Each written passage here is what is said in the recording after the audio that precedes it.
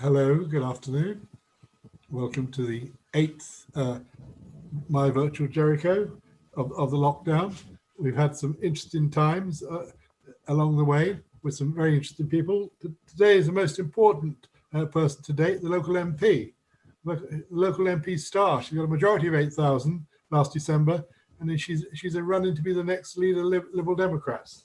We met last December in St Barnabas Church on a wonderful cold night where we just talked about Layla and her background for about an hour and her personal stuff. And then today we're going to talk about politics rather than that. Layla, if you can hear me, what have you been up to since the last election? I can hear you, John, and thank you so much for inviting me. Hello, everybody. It's bizarre not being able to see your faces. I hope you're there in the ether somewhere. It's sort of how we're all operating at the moment, isn't it? I'm in Botley here, and that's my garden behind me. And well, December, what can I say? I mean, I was overjoyed, of course, for my own results. It was, I believe, the best ever results for any candidate or party in the seat's history. But on a night where we lost our leader, and despite achieving more votes than in previous elections and more votes combined than the other smaller parties such as Plaid, the SNP, and so on, we only returned 11 MPs and they returned 71. So the first past the post system came to bit us again. And it's been an interesting few months because we thought that actually what we were going to be doing in these 6 months was watching massive Tory majorities of vote after vote after vote, where we'd be having very little influence and we'd be marching on towards the no deal Brexit. Now, whilst that remains an issue, of course, actually COVID has taken over all of our lives. And I'll start perhaps by characterizing how this has taken hold locally, because on the day that lockdown happened, I mean, the week before, it was very clear that Westminster wasn't prepared. I'm one of not that many MPs with a scientific background. And in fact, in a very loose way, used to teach this stuff at school. We used to pretend to be vampires and go around the class biting each other virtually and then mapping it out and seeing what would happen to the population over time. And so those very small numbers that we were seeing right at the very beginning scared me in a way that others in my group and other MPs that I was talking to just hadn't quite appreciated yet. And I wonder, and I'm sure we'll go over a lot of ground together, John, so I won't do too many spoilers, but I wonder how many of the parliamentarians who were involved in the decision-making process early on took it seriously enough. And if you fast forward to where we are now, I think what's very clear is that decisions were not taken early enough. The question is going to be why, and we're continually pressing for an inquiry so that we can make sure that those answers. I don't think he did at the beginning, to be perfectly honest. I mean, I'm not entirely convinced he understood what he was dealing with. We saw that in that extraordinary Good Morning Britain interview. I don't know if you saw it, where he sort of said, oh, some people are talking about herd immunity, but oh no, it's not what I want to do, da da da da da. And sort of let loose that they had been, exploring all of these different options, and he didn't seem to have a grasp of what it meant. I did note a change of tone, however, I think when he became sick. But by that point, Dominic Cummings had already started to get his grips on all the levers of Whitehall. Him and his mate Michael Gove, of course, who used to run the Department for Education together during coalition. They have a very close relationship. Gove being the cabinet Secretary of State for Duchy of Lancaster or whatever it is, these silly titles that we have, means that him and Gove are in effect running the show. And the debacle of the last week has just underlined the influence that this Dominic Cummings has over the Prime Minister. We're told that he has been put back in his box, but let's see. So no, I don't think at the beginning that he did understand. Back to the beginning, Layla. Back to the beginning of March. When Boris was achieving it for 12 days, sorting out his life. 22 days missing, no Cobra meetings he went to. Was that right? Yep. Well, you get conflicting arguments either way. On the one hand, it is more normal for the Prime Minister to be more present, but then I have colleagues who worked with Boris Johnson when he was Mayor of London, and his attitude was known then as being quite blasé. He would sort of let it devolve it to other people to do. And his argument is that people like Matt Hancock and others were there, but he didn't need to be. Who knows whether he should have been there or not. I wonder also if he was getting the right information at the right time. There's been some criticism, particularly of Public Health England, of the advice that they were giving out at the time, saying, oh, don't worry, we've got this. We understand how to deal with these things. We feel that it's going to be bad, but we understand what we're doing. When in fact, they didn't have a handle on the very fragmented system that we have now, in terms of not just the NHS, but also public health. So it's probably a number of different things. But one thing I think is clear, and colleagues of mine, former colleagues of mine, Dr. Philip Lee among them, who was a justice minister in the 2016 period, where they ran this exercise called Cygnus, where they were basing a pandemic-like event and spent a whole week exploring what it would look like in government. It was more based on an influenza-like coronavirus rather than the one that we have now, which is certainly more virulent. But there were lessons learned from that. The report was leaked. It's never, however, been published in full. And what Philip Lee says was that Brexit took over at the exact moment when they should have been learning the lessons from Operation Cygnus, when they should have been building resilience into the system. Instead, the whole machinery of government was utterly distracted over the last 3 years with Brexit. And so we found ourselves in a position where not only was the expertise not there, but actually the resourcing, the manpower, the know-how, and also things like the stockpiles of PPE were simply not up to scratch. Let's talk about science for a minute. We had a few weeks ago Professor Jim Naismith, who is Professor of Microbiology at Oxford, and he said that if the testing had been started 2 weeks before, the death rate would be 10% of what it is now. I can absolutely believe that to be true.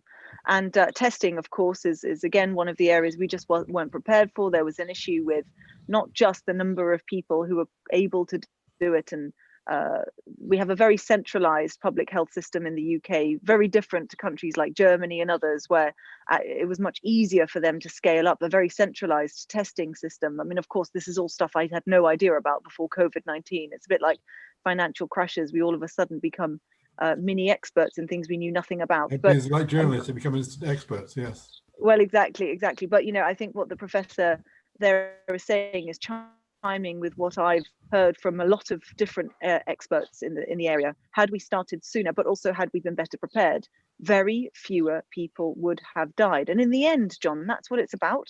It's our friends, it's our families. There will be people, I'm sure, watching this who have been shielding for the last 12 weeks and are at their wits' end. There will be others who I've no doubt, and my heart goes out to them, will have lost someone through this. The decisions and the dither in the decisions that the government made at the beginning and the lack of preparedness has led to death. And that is the bit that I cannot forgive. People say, let's wait for the public inquiry. Well, actually, I think you shouldn't, because the public inquiry into the Iraq war took 6 or 7 years, didn't it, before it reported? Should there not be a proper journalistic inquiry and indeed parliamentary inquiry now?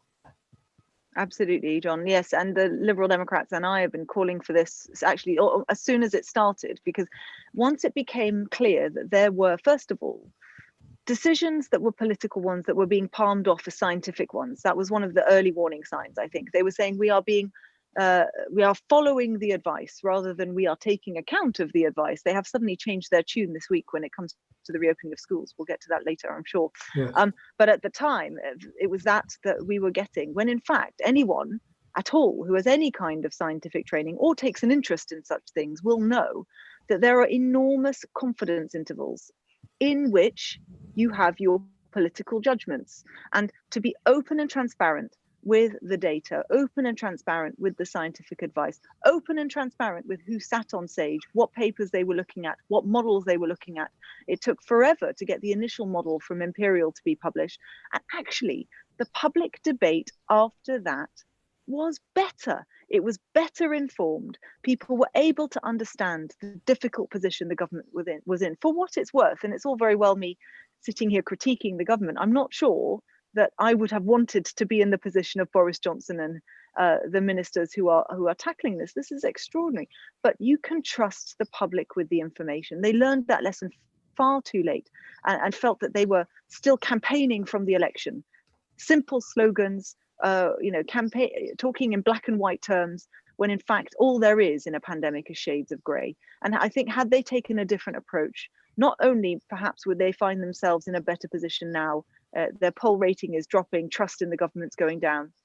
But the reason why that matters, of course, John, is that people are misbehaving. They're not following the rules. They've lost trust in what the government's saying, and there are human consequences to the mismanagement so far. And yes, I completely agree. An inquiry would be drawing that out now and should be happening. Let's talk about the D word. If you were Prime Minister, would you have let Dominic sit in on stage? Well, it's quite interesting, actually. So I think there is an argument for an advisor sitting in on stage and listening and taking notes, so that when they come to advise the Prime Minister, they've heard all the arguments firsthand, rather than reading them through a report and then perhaps misinterpreting them, especially if they don't have that kind of a background. That I can understand. My understanding, however, was that that's not what Dominic Cummings was doing. And there is still a question mark. And this is what an inquiry should be looking at, is was he sitting in, or was he actively pushing or pulling Sage in different directions? Was he, rather than allowing them to do their job, which is independently look at the evidence and give an assessment to the government, was he also trying to lead them towards policy decisions which would then absolve him and Boris Johnson in particular from whatever decisions came next? I'm very, very deeply concerned. We started to see that there were some cabinet ministers pinning it on the scientists and saying that they had received bad advice and not taking responsibility for the decisions that they made. I'm still concerned that that's the case. And I think, if anything, that's probably the role that I worry that Dominic Cummings was playing on stage. But we won't know until we have that full inquiry, which will happen one day, I hope. Dominic Cummings has an Oxford PPE, if I'm right. What does he know about the science of pandemics? I'm sure he thinks he knows a lot, John. That much I'm sure we can be certain of. Okay, let's as we're on the C word, the last week or 10 days has been interesting for the government, hasn't it? What would you have done if you were Prime Minister, if you'd discovered that Dominic had gone to Durham and then to Baynard's Castle? Well, I mean, goodness me. Well, first of all, it's extraordinary that he has survived. I wasn't. I was a younger Black Wednesday. I don't remember it, but I'm told it was one of the defining moments of '92 and John Major's premiership. People are comparing this moment for Boris Johnson to that because of the way that it cut through into. I mean, let's face it, John. You and I, interested in politics, probably also the people watching us right now, generally interested in politics. Not the average Joe. Not someone who is, avidly necessarily watching the news. They're trying to just sort of get through this very, very difficult time, probably juggling childcare and jobs and what they see in terms of the political bubble that I live in is very minimal. They just want this sort of end product. Dominic Cummings and the story really cut through, and the reason why it cut through was because it just stank of hypocrisy. On the one hand, we have this man who is so involved that there's controversy over whether he sits on stage or not. To what extent is he the puppeteer to Boris Johnson's puppet? And there's live debates around that, depending on whichever side of the political spectrum you are. But he's no bystander. He's deeply involved in these policy decisions. And then he claims that everything that he did, including the visit to Barnard Castle, was within the rules. Well, if that's the case, then what the hell were we all doing? Why were people not traveling to parts of the country so that they could also have the reassurance that their children would be looked after? When asked this specific question, the Deputy Chief Medical Officer, Jenny Harries, was pretty clear. You stay where you are. And in fact, I've had constituents write to me in anger saying they were in the exact same position and they both had COVID-19. They were both on their knees. Their small child was there and they were told by NHS 111 to not go anywhere and just suffer through it. Now, the reason why this is so damaging is because it has given permission to a lot of the country to question whether or not all those rules that we had kind of settled on, we'd taken a very collegiate approach to politics, I would argue, until that point. You'll have noticed I've been unusually magnanimous when I'm making critique of the government and trying to find that central place, because most people just don't want to fight right now. They just want us to get on and do the best that we can. But then Boris Johnson, in protecting Cummings, and Cummings in breaking those rules, has sent a really dangerous signal to the public that we were all misinterpreting those rules. And he basically gaslit the entire country in what he did. So I'm really worried now that we are going to be headed for a second peak as a result. The government is scrambling to get out of this mess.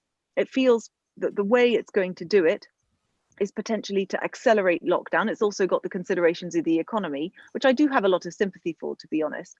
But still, I think some of their motivation for wanting to accelerate the unlockdown is partly political and partly to save Boris Johnson's skin. It's a dead cat, of course. I mean, how big was your post bag, and would you have fired Dominic Cummings? Absolutely, I would have fired him. Yeah, as happened in Scotland, their chief medical officer also made an unsanctioned trip, and she, after I think 24 hours of this, immediately resigned because her position became untenable. And there comes a point where it's almost irrelevant if it was in the rules or not, because the perception that it was not in the rules was so dangerous to the country that you needed to shut this down.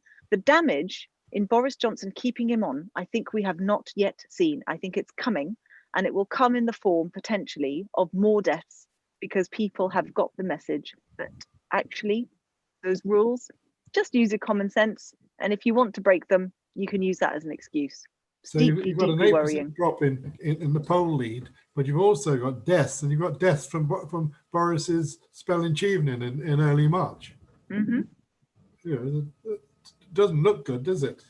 Well, no, but that said, I mean, I think the polls are very interesting. They are falling from quite a high base, and they call this phenomenon rallying around the flag, where in times of crisis, a country rallies around its leader, regardless of who that leader is, and they experience incredibly high poll ratings. It must have felt to Boris Johnson as a dream come true. You know, this is his world war, and this is his moment to shine. However, the problem with it is that it's almost a false positive, because it's going somewhere quite deep in people, but it's not necessarily linked to the person. It's linked to the situation, and as the situation passes, then the person at the top finds themselves in quite a precarious position. I think we were already beginning to see a shift actually in how people were viewing the government, and it came along the time that they started to announce schools reopening. One of my issues with that was, again, they hadn't shared the scientific advice. I, in fact, secured an urgent question, a very rare one these days, in the House in virtual Parliament, yes. where I asked Gavin Williamson to release the scientific advice behind why he felt now was the right time to reopen schools, and was there no risk to not just the teachers, families and children, but also to wider society in doing it. He agreed to release that data. But that week, I remember, which is 3 weeks ago now or so, felt like the beginning of that turning point. People were questioning, is this the right thing to do? People were very cautious, very much in the middle of feeling like, you know, the lockdown blues were hitting hard, I'm sure, for a lot of people at that point, and felt that the government had kind of started to get this wrong. But then the Cummings thing happened, and it began to accelerate that. Nevertheless, they are still ahead. They're ahead of Labour in terms of competence, and we'll see if that decline continues. Meanwhile, I think Keir Starmer has done a pretty good job, actually, and I credit him for the way that he has approached being the new opposition, Her Majesty's opposition leader. I think his forensic style has exposed Boris Johnson. Boris Johnson doesn't like it. He's not on top of the detail. Keir Starmer is a details man. I think that this is a positive direction for the country, because to have the effective opposition at the time when the government needs it the most is incredibly important, and long may it continue. Is Boris the Churchill of the pandemic war, as he'd like us to think? We'll have to see what happens, eh? I mean, Churchill also had his up and downs in the war. Not everyone thinks that he had it easy all the time. So I'm sure Boris Johnson will simply be riding this one out. And I think that's his plan. He will ride out the Cummings issue. He will ride out the hiccups that he's had over the last couple of weeks and hope that he can fight back. And actually, we underestimate Boris Johnson, all of us who have been critical of him in the past, at our peril. He is a great political survivor and he is a chameleon. So let's see what he does over the next few weeks to make up some of the ground he might have lost.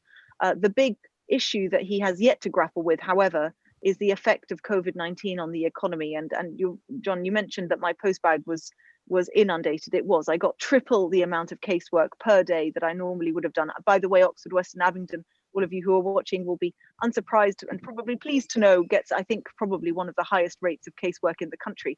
So for that to triple, and it was full of people who were worried about their jobs, worried about society. It felt like we were rewriting society before our very eyes.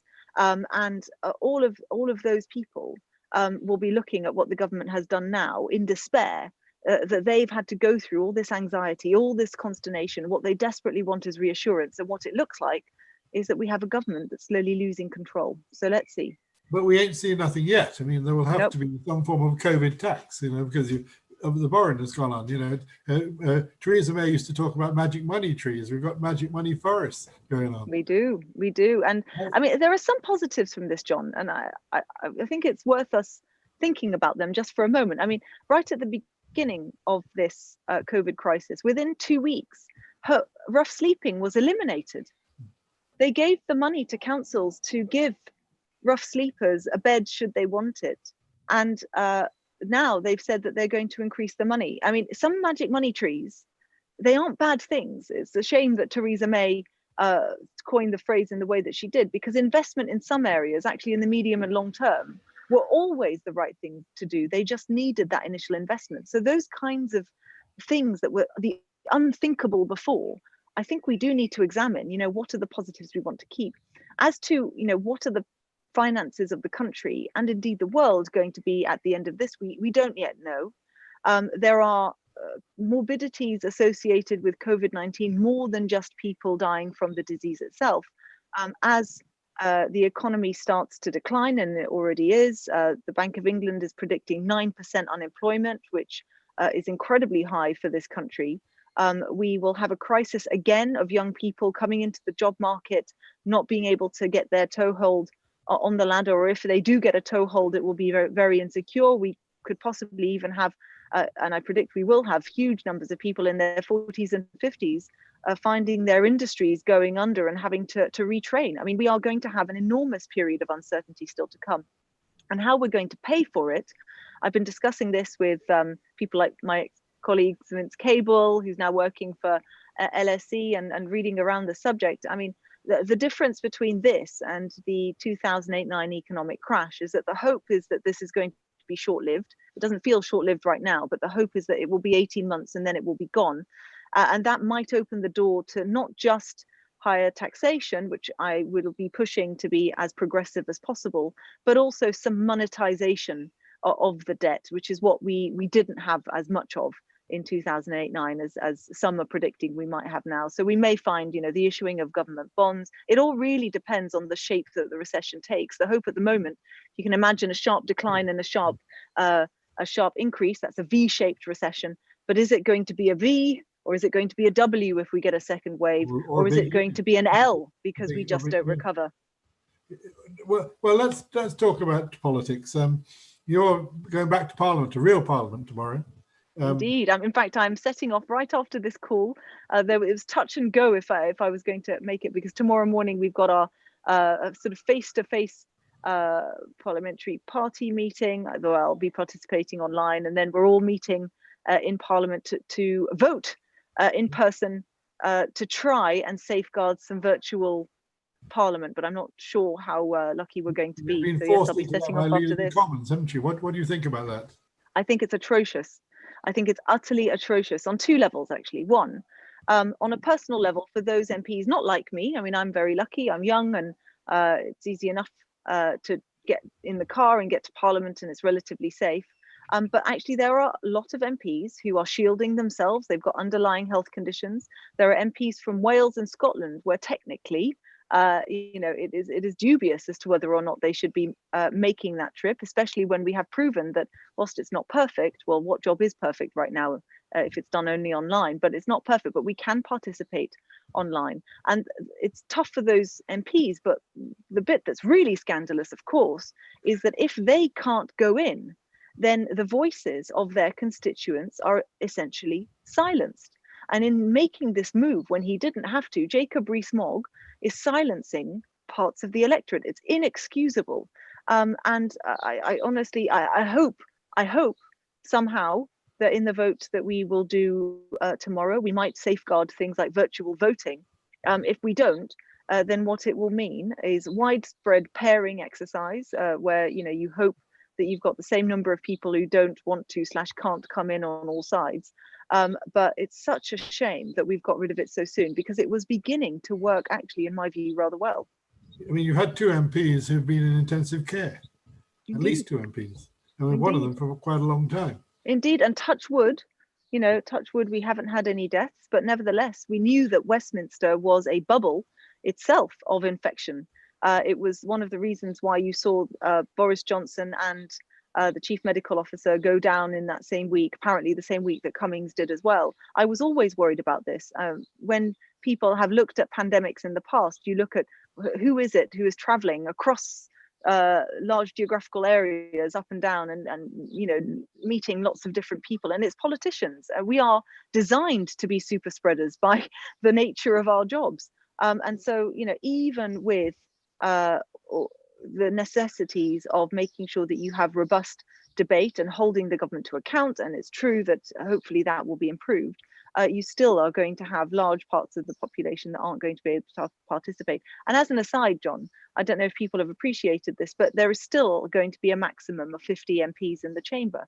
So quite often, even if I wanted to raise an issue on behalf of my constituents, I'm going to find myself in a bidding war with my fellow MPs to get my voice heard anyway. The virtual parliament was much, much more efficient.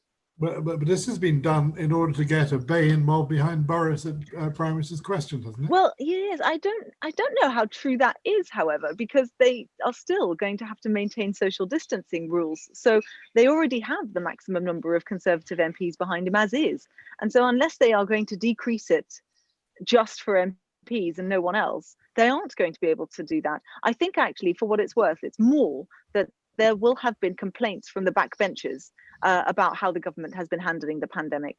And much of the lobbying that happens when you're in government from the backbenchers happens more face to face. It's harder to do virtually. And you will have, I'm sure, found lots of backbench Tory MPs uncomfortable with the direction the government's going, concerned that they aren't having the influence that they normally would, being backbenchers in the party of government, who will have been pressing their whips to return. So I suspect it's more that, but I mean, that's just conjecture, I should say. Let's talk about Liberal Democratic leadership. It's been decided in 3 weeks' time, on the 24th. That's when it begins. Is that indeed? Your hat is in the ring firmly? It is. So I declared that I wanted to stand the week before COVID really took off in the news, and so in a funny way, I was in a sense lucky. Because it was, the last week that we were able to do this. On the other hand, it's been a very difficult period because the leadership election was then almost immediately suspended for a year. And so having built a team around me and having got my head around, yes, I'm going to do this and I'm going to take on this extra challenge, I then found that it was postponed for this period. So I just focused on the constituency. I focused on getting as much done for people in this crisis as possible. It was the right decision, I think, for the party to make, to suspend it. But as we've gone out of this, we are now in a much, much better position. So I'm glad that they've accelerated it, and we will have a result by the end of August. So who are the runners and riders? There are 3 of you, are there? As I understand. So at the moment, it's me and the MP for Bath Borough Hobhouse, and it's widely expected that the current acting leader, Sir Edward Davey, will also put his hat in the ring, although he hasn't officially declared. I'll be shocked if that doesn't happen, however. Why do you want to do this? The last 4 leaders of the Lib Dems have been carried out in coffins. Well, not quite, actually. I've had some virtual drinks with Jo quite recently, and she's doing fine, thank you. But no, you're right. I mean, you don't take this on. It's not something you do faint-heartedly. And however, I do think that there is a critical moment for our party. If you look since coalition, we haven't really recovered the strength that we had before. We've had 4 leaders in as many years. We need a period of stability, and we need now to be looking at how do we move on from the last 5-10 years and build that future that we need to put across to the electorate together. Whilst in Oxford, West and Abingdon, of course, I'm delighted that people agree with and I hope understand what we offer as Liberal Democrats. In too many parts of the country, that isn't so.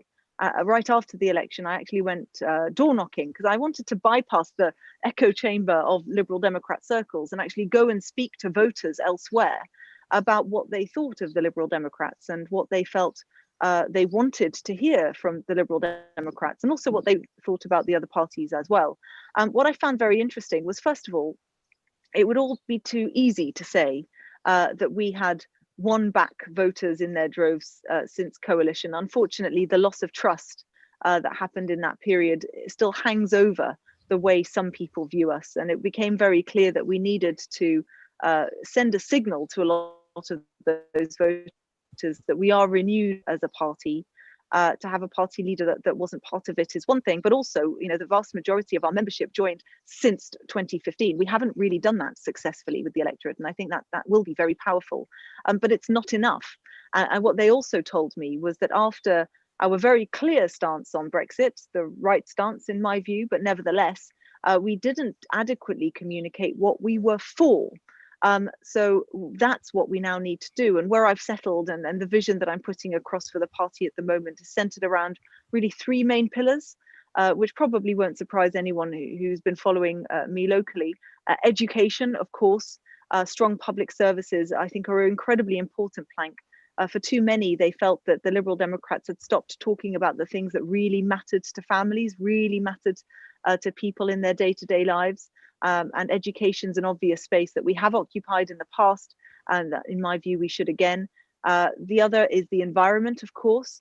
COVID-19 is going to be a dress rehearsal for the nature emergency that is already underway. And unless we come to grips with this, then we've got 10 years now in order to avert what is going to be a major disaster. The likes of which we can't even begin to imagine. But it's not just about climate, as in carbon emissions, it's also about biodiversity, and that's something I'm really keen to get across. And these were the things that voters on those doors were telling me they really wanted us to talk about. And if we did, you know, maybe they would consider voting for us again. And the third part is about society and about the economy. In particular, an economy that puts well-being at its heart, really tackles inequality and makes investment in individuals and communities, as well as just looking at the bottom line and profit for corporations. So that's the offer I'm going to the electorate with. It needs a lot of refining still. Yeah, the big issue that, of course, divides us in North Oxford is the closure of Walton Street. Some of us have even been threatened with death, but, you know, for this. What's your position on that? And people say they weren't consulted. Yes, they weren't, and that's atrocious. I mean, the way that I always prefer to do politics, and I think it's the right way to do politics, is that if you are going to introduce changes that affect people's lives, the very least you can do is have a conversation, discuss with them what the plans are going to be, and make sure that they are consulted. And I think it's a travesty that they weren't consulted. That said, that this kind of thing I'm broadly supportive of. I mean, we need to find ways to get people to get out of their cars, engage in more active travel. Many residents that I've spoken to, and I went door knocking actually in the week before lockdown along Kingston Road and along Walton Street, were saying that actually they like that there's less air pollution. They like that it's easier to cycle up and down.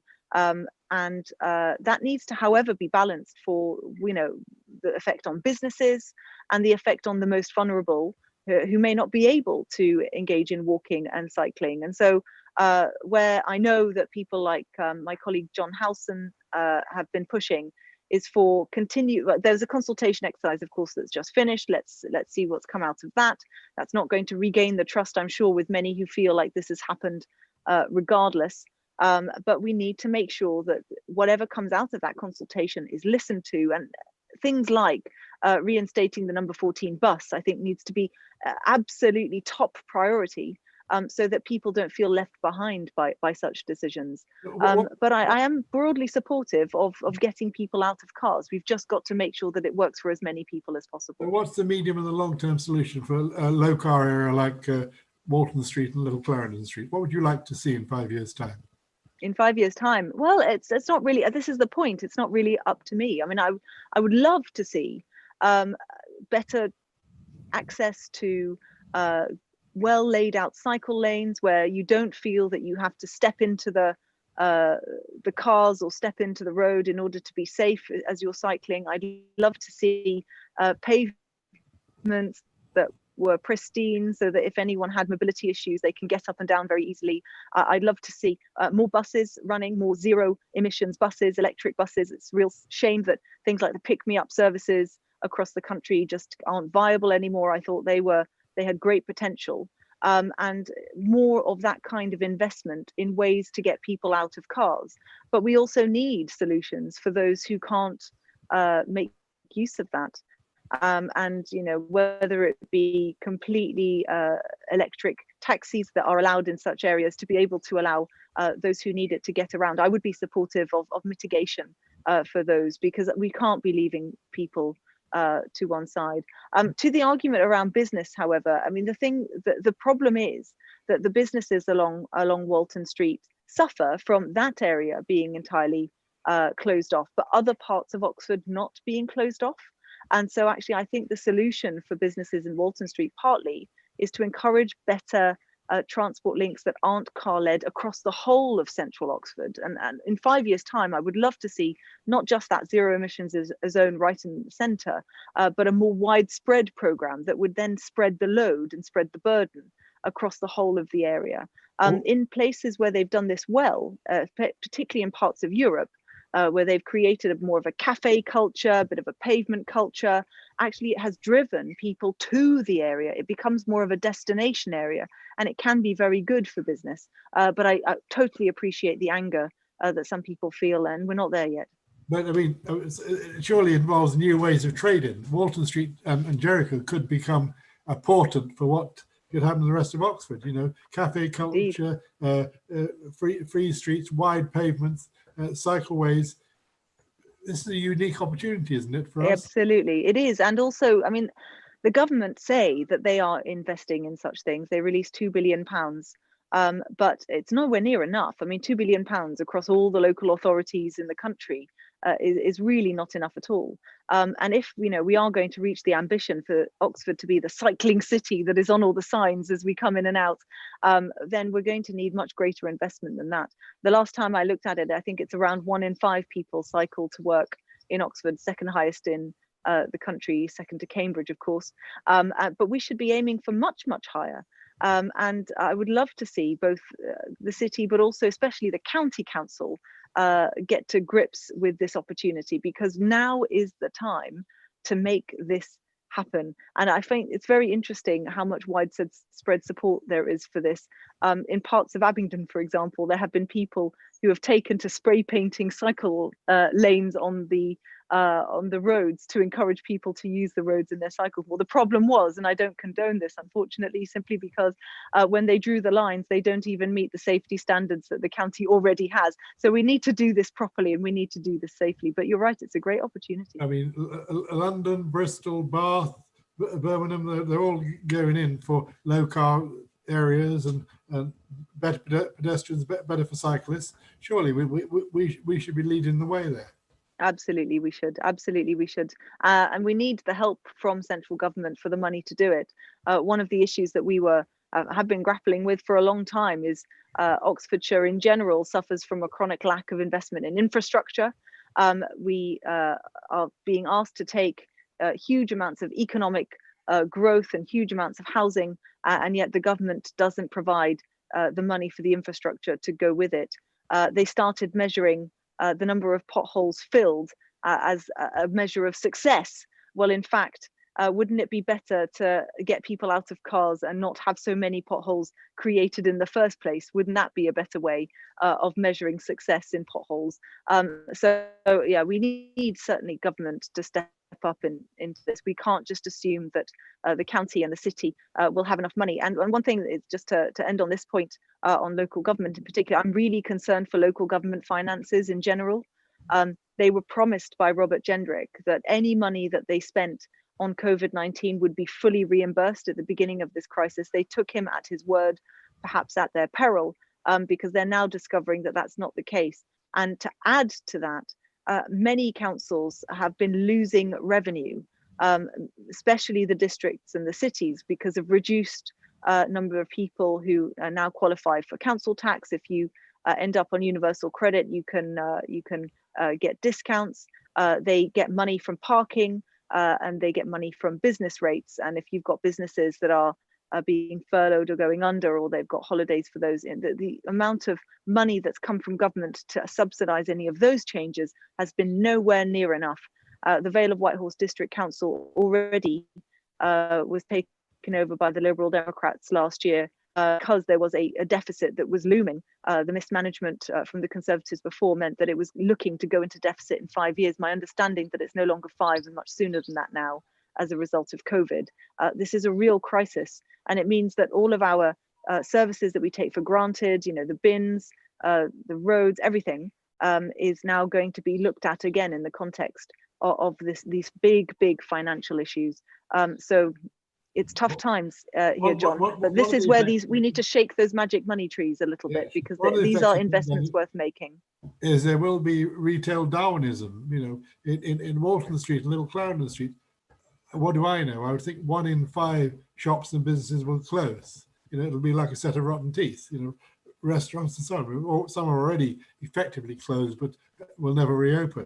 That's right. And I'm writing a letter today, in fact, from my office to Boris Johnson, talking about how we need more support for our high streets.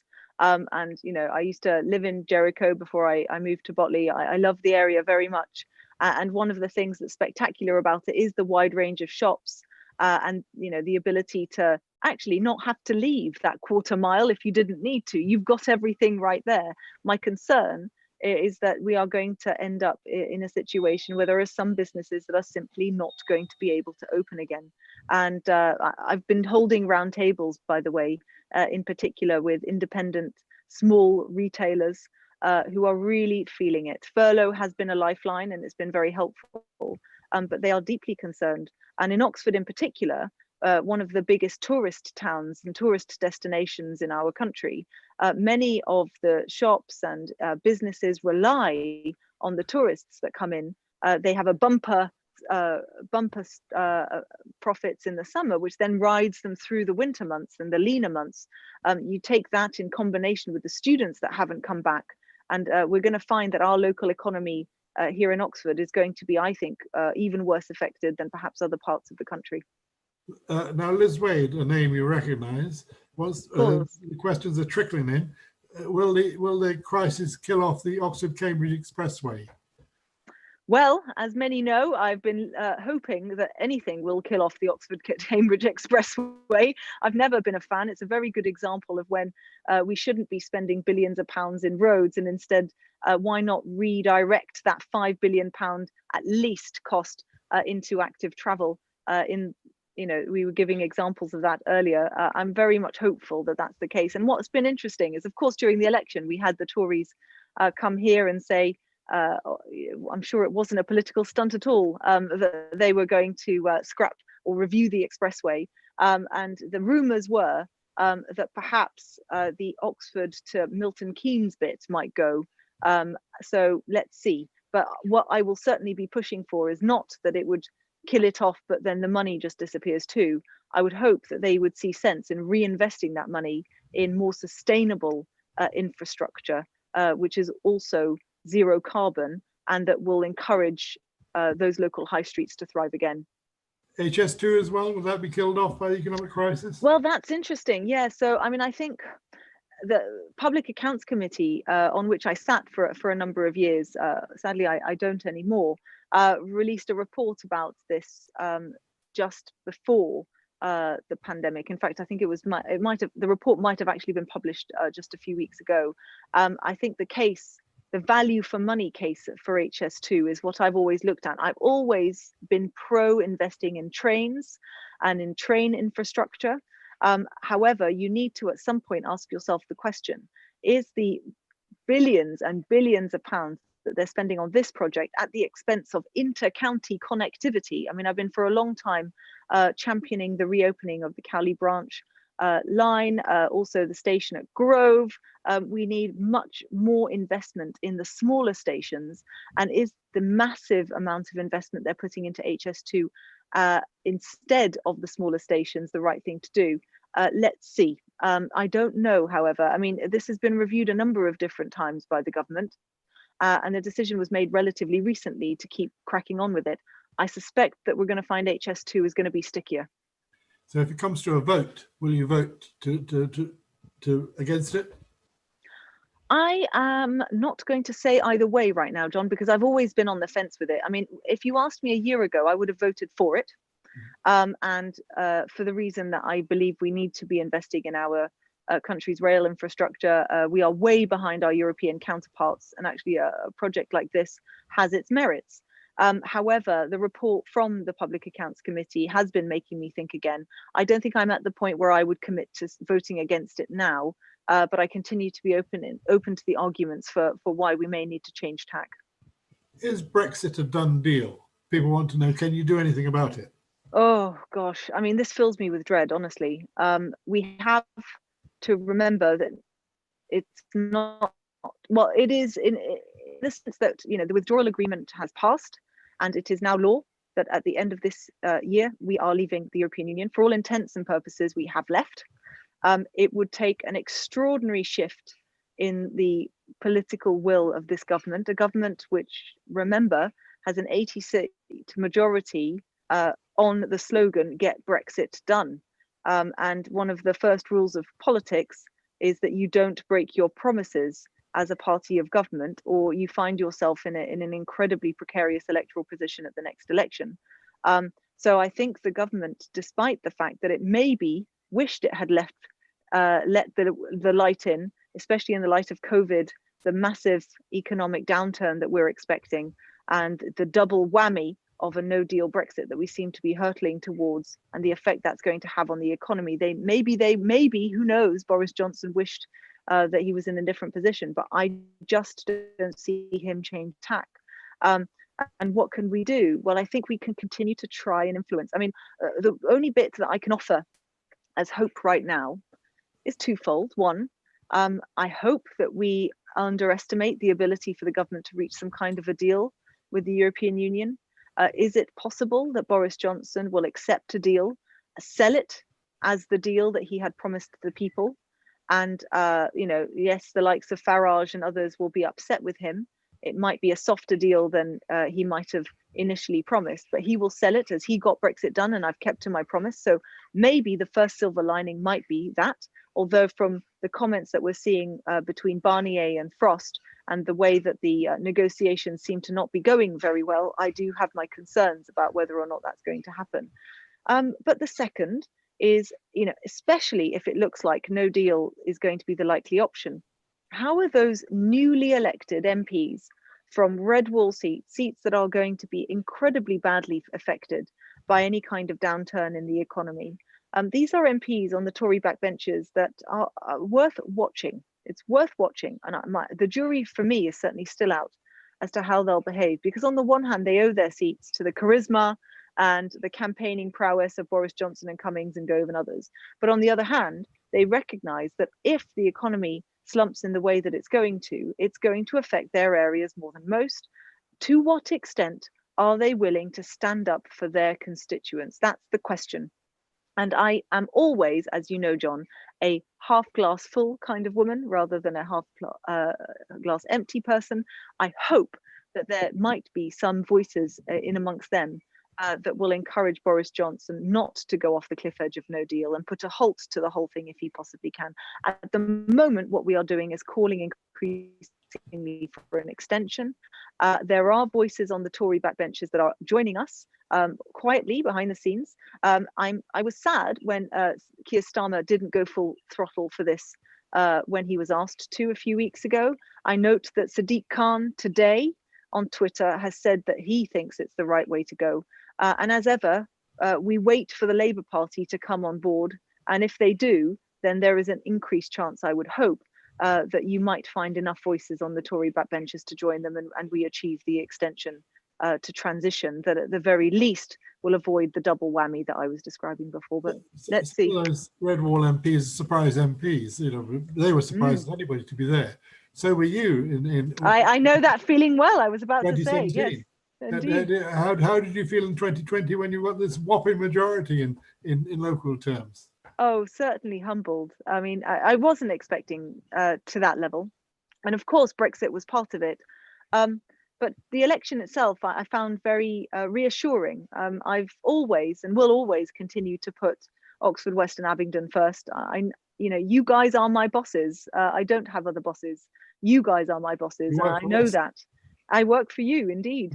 And throughout the last 3 years, we put enormous effort into building a robust casework team, to doing our best to represent all views in the constituency, whether they voted for me or not, and to make sure that we are championing the issues that really affect people on the ground. I was knocking on doors and receiving very positive feedback from how we have been doing and how people felt represented, even I dare say among people who didn't vote for me. In a funny way, that almost it's a double-edged sword, but you almost value that more, because when people say, well, listen, you're a great local MP, but I'm a Tory through and through and I don't want Corbyn, so I'm going to vote Tory, but I'm really sorry, I wish I could have another vote so I could also vote for you. It makes you feel that at least they know that you're helping the community and helping them, and they appreciate that. I'm hopeful that in the next election I might get a few of those people over as well. But it's a great result, and not one that I take for granted at all, and one that we'll continue. Do you still enjoy Parliament? I love Parliament. I do. I mean, it's deeply frustrating sometimes, especially when you have this rigmarole that we have to go through tomorrow.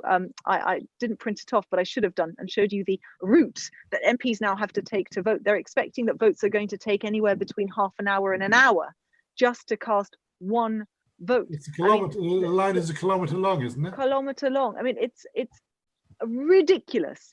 The mother of parliaments is the last to modernise, and then finally we felt that we got somewhere, and now we're 2 steps back. I mean, it's ridiculous. And so there are parts of this job to do with the Westminster bubble in particular that I gravely dislike. But I have to tell you, and the COVID crisis itself, there were times when I really felt like we were making a difference. You'd get an email in from someone who couldn't navigate all the changes, and we got them their bank to listen to them to get them the loan, and they were able to not lay off their staff.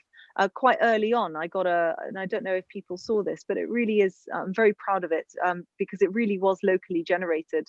I did a virtual surgery on BBC Oxford, and a radiographer texted in about death in service benefits for key workers during the crisis. He was worried about the lack of testing, the lack of PPE at the John Radcliffe. His wife is also an NHS worker. They have a 9-year-old daughter, and he was worried for her financial future. So off the back of that, I started calling for a coronavirus compensation scheme in line with the Armed Forces compensation scheme, so that people who sadly die on the front line are, have some kind of assurance. Fast forward a few weeks, and I had Tories who had come on board the campaign. The Daily Express of all newspapers, not well known for loving lefty liberals like me, had come on board and were plastering it on their front page. And together we created this movement where we now have an assurance scheme for people just like him. And it came off the back of a local person reaching out. So there are times when this job is incredibly rewarding, and for sure it's when you get stuff done for people. And I continue to pinch myself every day that I get to do a job that I love this much. Any final message for the good people of Oxford West and Abingdon? Oh, absolutely. Well, thank you all for those who are listening and for being Anywhere a between part of 1,500 this. are listening, so. Yeah, no, it's extraordinary. Thank you so much for joining in. My office is open, has always been open throughout this whole thing. I am your servant. I am here to serve you. If you need anything, if you find yourself in dire straits and you don't know where to turn, I may not always have the answers, but I often have good connections to people who do. Please email into the office. It's layla.moran.mp@parliament.uk. And I really look forward to hearing from you if something's well, but more importantly, if something's not going well, please let me know. The next few weeks and months are going to be incredibly difficult for our local communities and also the country. And I look forward to playing my part as your representative on that stage. But in the end, it's all about you, and I never forget that. So please keep in touch. Okay, thank you. Now, fortuitously, you seem to be just starting to break up. So obviously, the 5G has got to you, the towers. Thank you very much indeed. Thank you very much, John. Thank you for your time. Thank you, everyone, for joining. All right, before we leave, let's time for a quick advert. On Wednesday, Professor Danny Dorlin talking about Jericho going from a slum to the home of the liberal elite, which is what the Daily Mail called it when Professor Lockdown was around a couple of weeks ago. That's at 5 o'clock on Wednesday. On the 10th of June, sing along with Steph, sing along with Steph Perry and the Jericho Singers. Sign up for that. She'll teach you a song which you'll sing along to in that hour. And on the 9th, not a virtual Jericho, an event on the virus and the media, how the mass media has treated the virus, based on a book I've just edited along the way. But thank you very much. Please keep looking for where you can find these. They're usually on Wednesdays at 5 o'clock. But Layla, thank you very much.